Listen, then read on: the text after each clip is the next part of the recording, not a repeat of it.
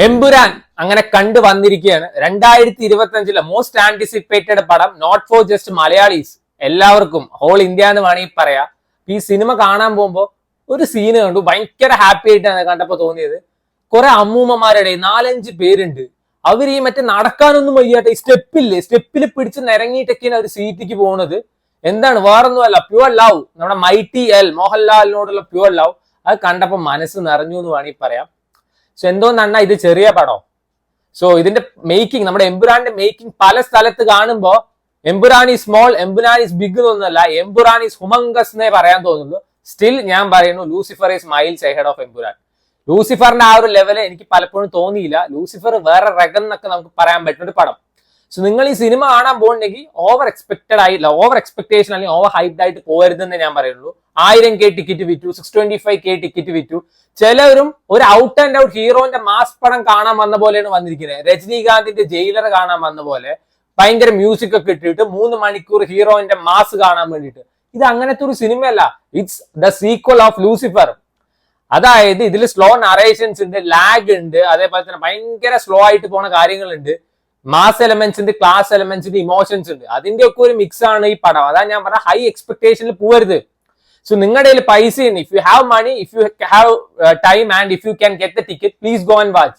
എന്തിനാണ് വല്ലവൻ പറയുന്നത് വെയിറ്റ് ചെയ്തിരിക്കുന്നത്? ഇപ്പൊ എനിക്ക് ഇഷ്ടമായി, ഞാൻ പറഞ്ഞു, ഒരുത്തം വന്നിട്ട് ഇഷ്ടമല്ല, നിങ്ങൾ ആരെ വിശ്വസിക്കും? At the end of the day you can blame yourself. Have that സ്പൈനെ ഞാൻ പറയുള്ളൂ. അവൻ തീരുമാനിക്കുക ഏത് സിനിമ കാണാൻ പോണം വേണ്ട എന്ന്. വല്ലവന്റെ വാക്ക് കേട്ടിട്ട് പോവാൻ നിൽക്കരുത്. സോ താങ്ക്സ് ടു പൃഥ്വിരാജ് എന്ന് എനിക്ക് പറയാനുള്ളൂ. ഇതിലൊരു മാസ് സീൻ ഉണ്ട്. അത് എനിക്ക് തോന്നുന്നു ഒരുവിധം ഏത് ഫാൻസ് ആയിക്കോട്ടെ, ഏത് ഫാമിലി ഓഡിയൻസ് ആയിക്കോട്ടെ, അവർക്ക് രോമാഞ്ചത്തിന്റെ എപ്പിറ്റോം കാണിച്ചു തരും. ട്രെയിലറിലുണ്ട് ആ സീൻ, ഞാൻ ഏതാന്ന് പറയില്ല. The Mohanlal fan inside me made me literally cry എന്ന് വേണമെങ്കിൽ പറയാം. ആ മാസ് സീൻ ഉണ്ട്, കണ്ണൊക്കെ നിറഞ്ഞു. Seriously thank you so much എന്നേ പറയാനുള്ളൂ പൃഥ്വിരാജിന്റെ അടുത്ത്. ഇങ്ങനത്തെ ഒരു പഴയ മാസ് ലാലേട്ടനെ കാണിച്ചു തന്നേരും. So Prithviraj is like CSK management എന്ന് വേണമെങ്കിൽ പറയാം. ഏത് ഫോമിലല്ലാത്തവരും ആളുടെ കിട്ടിയ ഫോമിലാവും. സോ ഇത്രേ എനിക്ക് ഈ സിനിമയെ പറ്റി പറയാനുള്ളൂ. കൂടുതൽ ബാക്കിയൊക്കെ നിങ്ങൾ തീരുമാനിക്കേണ്ടതാണ്. ഞാൻ സ്റ്റീഫൻ നെടുമ്പള്ളിയെ കാണാനാണ് ഈ സിനിമയ്ക്ക് പോയത്. പക്ഷെ ആള് ഹാർഡ്ലി എ ഫ്യൂ മിനിറ്റ്സേ ഉള്ളൂ. അബ്രാം ഖുറേഷിയാണ് ഈ സിനിമയിൽ കൂടുതൽ കാണിക്കുന്നത്. ആള് ഒരു അബ്രാം ഗ്രൂപ്പിന്റെ ഒരു പീക്ക് ഹെഡ് എന്നൊക്കെ പറയാം. ആ ഒരു പീക്കിൽ നിൽക്കുന്ന മനുഷ്യനെ കൊണ്ട് ചാണാപ്പൊളി വില്ലന്മാരെ അടുപ്പിച്ചതൊന്നും എനിക്ക് ബേസിക്കലി അക്സെപ്റ്റ് ചെയ്യാൻ പറ്റില്ല. ആ ഒരു സീനൊക്കെ കാണുമ്പോൾ ഐ വാസ് ലൈക്ക്, ഇത് പൃഥ്വിരാജനെ ഡയറക്ട് ചെയ്താണോ? അങ്ങനത്തെ ആവശ്യം. അത്രയും നേരം ഉണ്ടായിരുന്ന ഒരു വില ഭയങ്കര ഫിലിമി ആയിട്ട് കാണിച്ച പോലെ മാസ് കാണിക്കുക, അതൊന്നും എനിക്ക് ബേസിക്കലി വർക്ക്ഔട്ട് ആയിട്ടില്ല. Definitely no movie is perfect. ഇത് ഇതിൻ്റെതായ ഫ്ലോസ് എലമെന്റ്സും കാര്യങ്ങളൊക്കെ ഉണ്ട്. കൂടുതലൊന്നും ഞാൻ എടുത്ത് പറയില്ല, നിങ്ങൾ പോയി കണ്ട് തീരുമാനിക്കാം. സോ ലാലേട്ടനെ പറ്റിയിട്ടാണ് എനിക്ക് ബേസിക്കലി പറയാനുള്ളത്.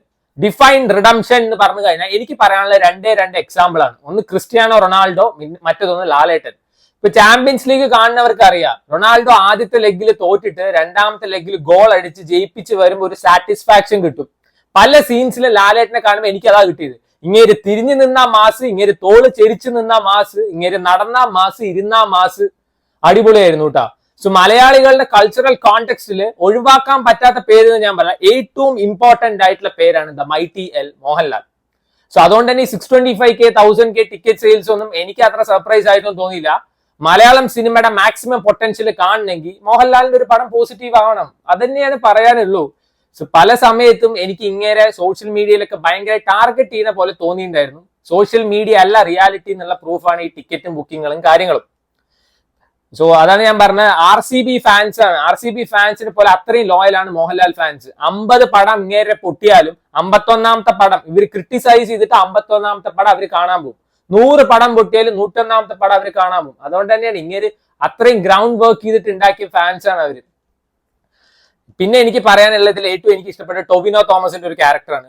ടൊവിനോ ലിറ്ററലി എത്ര ഇംപ്രൂവ് ആയിട്ട് എന്നുള്ള ലൂസിഫർ ഈ സിനിമയും കണ്ടു കഴിഞ്ഞാൽ നമുക്ക് മനസ്സിലാവും.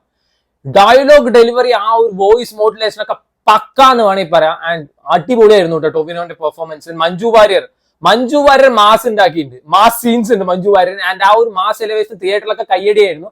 പലർക്കും ചിലപ്പോൾ അത് ഇഷ്ടപ്പെട്ടു കാര്യമല്ല, എനിക്ക് എന്റെ കാര്യമല്ല. I just loved it and she just killed it എന്ന് വേണമെങ്കിൽ പറയാം. സോ ആ ഒരു സീനൊക്കെ കാണുമ്പോൾ ഞാൻ ഇങ്ങനെ ആലോചിച്ചു, പൃഥ്വിരാജിന് വേണമെങ്കിൽ ഏതൊരു ആക്ടറെ വേണമെങ്കിലും കൊണ്ടുവരാം. ഇപ്പൊ നയൻതാരയെ കൊണ്ടുവരാം, ഇപ്പൊ ദീപിക പദുക്കോണിനെ കൊണ്ടുവരാം, ആരെ വേണമെങ്കിൽ കൊണ്ടുവരാം. ആള് പക്ഷെ മഞ്ജു വാര്യരെ കൊണ്ടുപോയിട്ട് മഞ്ജു വാര്യർ പെർഫോമൻസ് ഒക്കെ പീക്ക് ലെവൽ എന്ന് വേണമെങ്കിൽ പറയാം. ഇതുകൊണ്ടൊക്കെയാണ് ആളെ ലേഡി സൂപ്പർ സ്റ്റാർ എന്നൊക്കെ വിളിക്കുന്നത്. പിന്നെ നമ്മുടെ ബൈജു ചേട്ടന്റെ ഒരു പെർഫോമൻസ് ഉണ്ട് ചില സീൻസ് ഒക്കെ. ഓ എന്നാ കിടലായിട്ട് അങ്ങനെ പെർഫോം ചെയ്തിരിക്കാന്ന് അറിയോ. സോ ഈ ലൂസിഫർ വെച്ച് നോക്കുമ്പോൾ എമ്പുരാൻ കുറച്ച് താഴെയാണ്. സ്റ്റിൽ എനിക്ക് നല്ലൊരു തിയേറ്റർ എക്സ്പീരിയൻസ് തന്നെ. എനിക്ക് പേഴ്സണലി ഇഷ്ടപ്പെട്ട സിനിമയാണ്. ഞാൻ പറഞ്ഞില്ലേ, നോ മൂവീസ് പെർഫെക്റ്റ്, എല്ലാത്തിനും ഫ്ലോസും കാര്യങ്ങളൊക്കെ ഉണ്ട്. ആ L3 കാണിക്കുന്ന ചില സീൻസ് ഒക്കെ ഉണ്ട്, കണ്ട് എക്സ്പീരിയൻസ് ചെയ്യാന്നേ ഞാൻ പറയുള്ളൂ. Please go and watch. എന്നിട്ട് നിങ്ങൾക്ക് ഇഷ്ടമായില്ല വെച്ചാൽ നിങ്ങൾ പറയും. അല്ലാതെ വല്ലവൻ പറയുന്നത് കേട്ടിട്ട് ദയവി നിൽക്കരുത്. അത് ഇൻക്ലൂഡിങ് മീ. ഞാൻ പറയുന്നത് കേൾക്കണമെന്ന് ഞാൻ പറഞ്ഞിട്ടില്ല. ഇന്ന ആള് പറഞ്ഞാൽ മാത്രമേ ഞാൻ സിനിമ കാണാൻ പോളൂ പറഞ്ഞിട്ട് ഇഷ്ടം പോലെ. Why do you depend on reviews എനിക്ക് ചോദിക്കാനുള്ളത്. നിങ്ങൾക്ക് ബോധമില്ലേ? ഇപ്പൊ അവൻ നല്ലത് പറഞ്ഞു, നിനക്ക് പോയിട്ട് സിനിമ ഇഷ്ടപ്പെട്ടില്ല, നിന്റെ കാശ് പോയില്ലേ? അവനെ പോയി തന്തയ്ക്ക് വിളിച്ച് നിന്റെ പൈസ കിട്ടുമോ? ഇല്ല. At least go watch. അപ്പൊ നിനക്ക് ഇഷ്ടപ്പെട്ടില്ല, you can blame yourself. ഓ ഞാൻ ഇങ്ങനെ ആയതുകൊണ്ടാണ്. എന്നാലും ഞാൻ വല്ലവന്റെ വാക്ക് കേട്ടില്ലല്ലോ, അതിൽ നിങ്ങൾക്ക് പ്രൗഡ് ആയിക്കൂടെ എന്ന് ഞാൻ പറയുള്ളൂ. So, Empura is in theaters. Go watch it.